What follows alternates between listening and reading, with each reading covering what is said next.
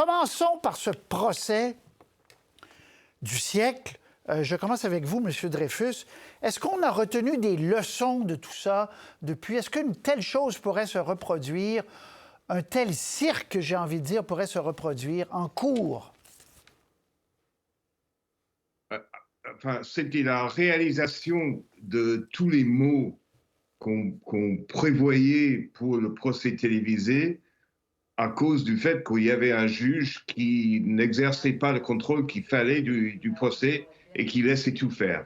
Aujourd'hui, mais ça a retardé, à mon avis, ça a retardé largement l'arrivée de la télévision des procès aux États-Unis.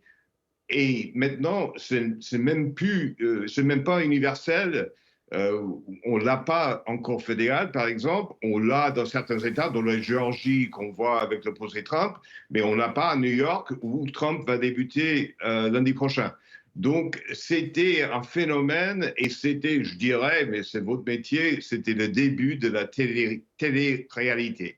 Oui, on va en parler. Mais je veux rester, puis Azeb, je ne vous oublie pas, évidemment, je veux rester sur le côté juridique. Il a été donc acquitté au criminel, mais tenu responsable au civil. Alors, les gens ont de la difficulté à réconcilier. Expliquez-moi rapidement, Maître Dreyfus, comment on fait pour être acquitté puis condamné. C'est juste une question du charge de la preuve. Parce que pour être condamné pénalement, il faut que ce soit au-delà d'un doute raisonnable. Alors que pour être condamné civilement, c'est juste la prépondérance des preuves crédibles. C'est ça.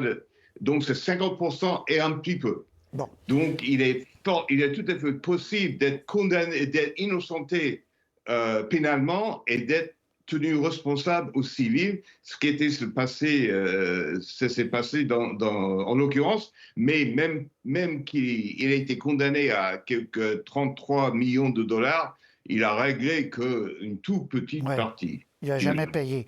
Azeb, lors de son acquittement, les Noirs dans la salle ont applaudi.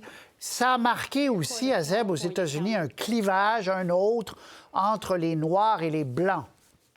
Oui, voilà, ça a vraiment révélé, en fait, la perception... Excusez-moi. Oui, allez-y, Azeb.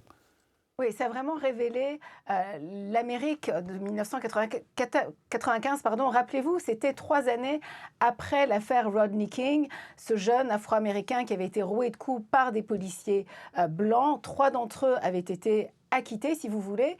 Et là, lorsqu'il y a eu le verdict, a été prononcé non coupable. Alors, il y a eu une explosion de joie d'une partie de la communauté afro-américaine. Et évidemment, c'était le dégoût, la consternation chez beaucoup d'Américains parce que les preuves avaient été accablantes. Et là où ça a été intéressant, ce procès-là, c'est que vous aviez O.J. Simpson, qui était une superstar là, du football américain. C'était un peu l'enfant chéri des États-Unis. Et là, on assistait un peu à sa chute.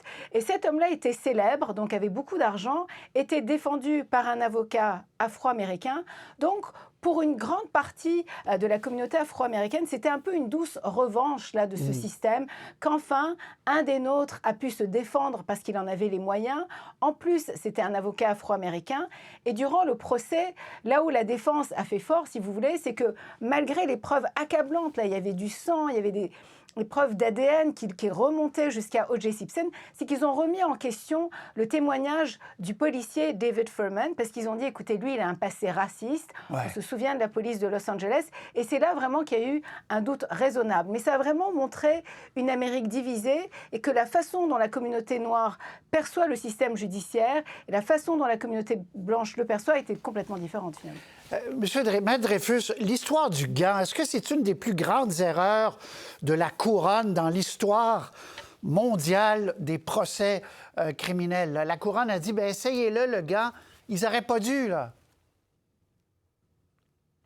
Oui, mais là, c'était un coup monté de la défense, parce qu'ils savaient d'ores et déjà que les gants en question, ayant été trempés de sang, ont rétréci.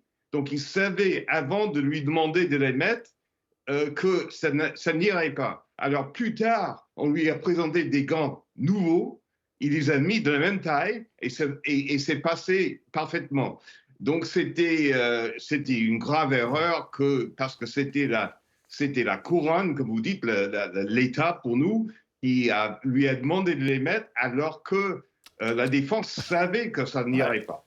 Bon, cirque médiatique, vous l'avez dit, Maître Dreyfus, c'est le début des procès spectacles, mais en amont, cette poursuite de la Bronco qui est vue à Zeb par tous les Américains. L'Occident regarde ça en direct, là. Oui, moi je m'en souviens, j'étais à Moncton, je travaillais dans la salle de nouvelles et je me souviens de cette poursuite. Je pense que tout le monde se souvient un peu où est-ce qu'ils étaient. Donc en fait, pour la plupart des gens, c'était presque un aveu là, de voir qu'il avait pris la fuite pendant 45 minutes. Ça montrait quand même un certain...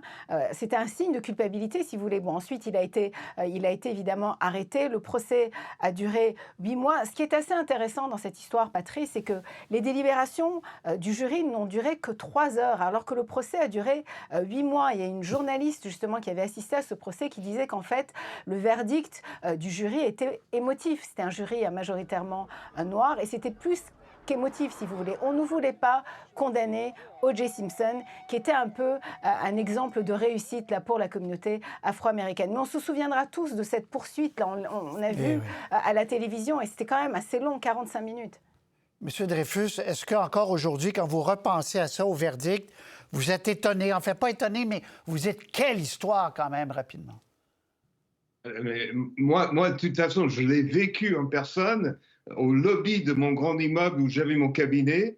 On s'est rassemblés des centaines de personnes, noirs et blancs, et pour attendre le verdict. Au moment du verdict, il y avait un cri de joie de la partie noire de la salle, et il y avait des blancs qui n'ont rien dit, mais qui se sont retirés silencieusement, sans rien dire. C'était une chose que j'oublierai jamais, tellement on était divisés racialement.